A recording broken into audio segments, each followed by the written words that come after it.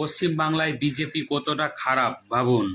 এই মহিলাটাকে দেখতে পাচ্ছ, বিধায়ক, বিজেপির বিধায়ক অরিজিৎ রায় যখন ভোটে প্রচার করছিলেন তখন তিনি এই মহিলার বাড়িতে নিজের বিজেপির ঝান্ডা লাগাতে গিয়েছিল, কিন্তু ঝান্ডা লাগাতে দেয়নি এই মহিলাটি, কারণ তৃণমূল করে।